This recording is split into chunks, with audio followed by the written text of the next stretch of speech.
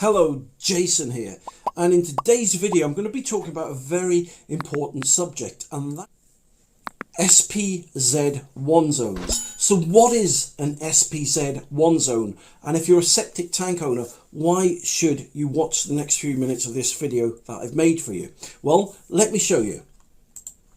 If you go to the government website and scroll down under a section called the General Binding Rules, you'll come to a section there that says rules for discharging in a groundwater source protection zone. So SPZ stands for Source Protection Zone. All right, so breaking that down a little bit more, what is a source protection zone? Well, if you go to the Environmental Agency's website, it qualifies what an SPZ1 zone is. It says its groundwater provides a third of our drinking water in England, and it also maintains the flows in many of our rivers. We have defined source protection zones for groundwater sources such as wells, boreholes and springs used for public drinking water supply. So basically, these are zones from which we get our drinking water from. So if there's sewage going into our sources of drinking water, then it's a very, very, very serious matter, and you can get fined and even put in jail for it. So the reason I made this video is because I want to show you, if you're a septic tank owner, how you can find out if you live near a source protection zone or you're within a certain distance of one.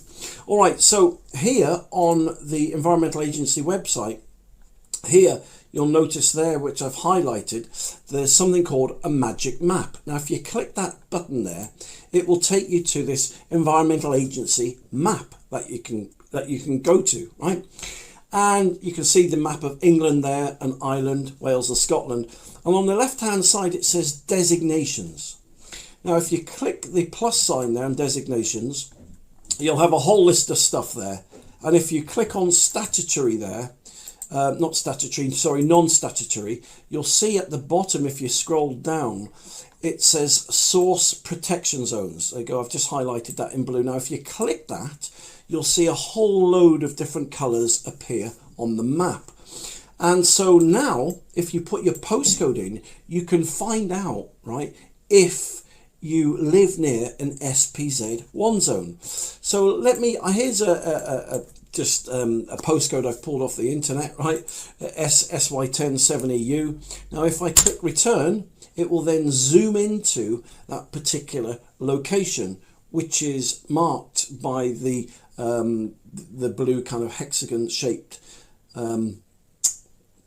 image there. Okay, and so if I just zoom out, you can see to the left you've got a blue, green and red zone. So at the bottom left here, although you can't really see it, you'll see there's like a measuring stick which gives you things in kilometers, so you can work out the distance you are from an SPZ zone wherever you live in the country. So let me just come out of here a bit more, and let's say we come to somewhere else in the country. Okay, let's say we're in Kent. So let's say you live in Ashford.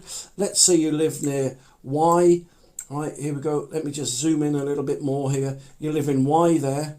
Oh, what's going on? It's just it's having a little glitch there.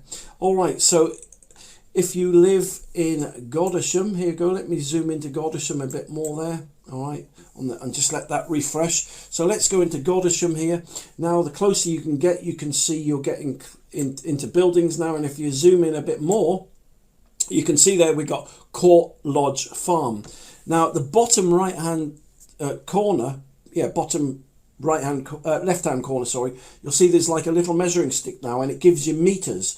Now, measuring that green boundary, which is an SP1Z zone, is, I would say, about 120 meters away from Court Lodge Farm. So if we then go back to the government website, basically what you have to do, if you're within 50 meters, right, of a private water supply, right, then you have to apply for one of these SPZ1 zones. So in this instance, Court Lodge Farm is in the clear. You know, they don't have to get permission of the British government and the Environmental Agency to have which are a permit to allow them for their septic tank to discharge into the soil. If it was closer than that, so if I just zoom out a minute, let's see if we can find a place on here that is a bit closer. Just have to, okay, here we go. Right, so if I zoom into Ripple Farm here, look, you see Ripple Farm there? Now Ripple Farm, looking at that, is less than 50 meters away from that source, SPZ source protection zone. So in that instance, what they would have to do, according to the government website, they would have to apply for an existing discharge or planning to start a new discharge to the ground, because they're too near the SPZ1 zone, and this permit will cost them £125. That's if they're permitted one. In many instances, if you're too close in fact, it says just below there, the Environmental Agency will grant these permits if there's no evidence of pollution and the risk of pollution is acceptable. So if they deem that the risk of pollution is not acceptable, then they will make you put a sewage treatment plant in, which treats the water and cleans it. Hence, it won't poison or contaminate our drinking water source. So there you go. It's just a short video I've done today, that if you're a septic tank owner, then I really heartily recommend you go to this magic map, as I said, which can be found on the Environmental Agency's website. Go on there, put your, where I've highlighted it blue there, put your postcode in, and you'll see exactly how far away you are from the SPZ1 zones. So there you go.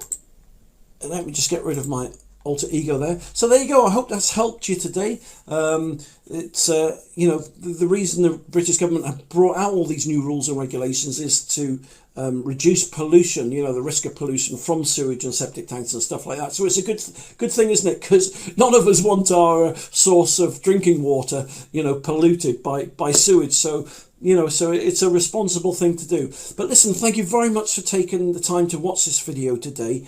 If you'd like to see more free videos, then all you need to do is, if I get this up here, is go to septic tank. Let's do that. .co.uk, and you'll see loads more free videos offering free advice and information like this video I've done here. And if you go to Septic Tank TV, which is on YouTube, if you type in Septic Tank TV on Google, you'll see my Septic Tank TV channel, and again with loads of free videos offering free help and advice. So listen, thank you very much for taking the time to watch this video today. You take care, and I'll speak to you soon. For more information, just click the link below this video or visit septictank.co.uk for free help and advice.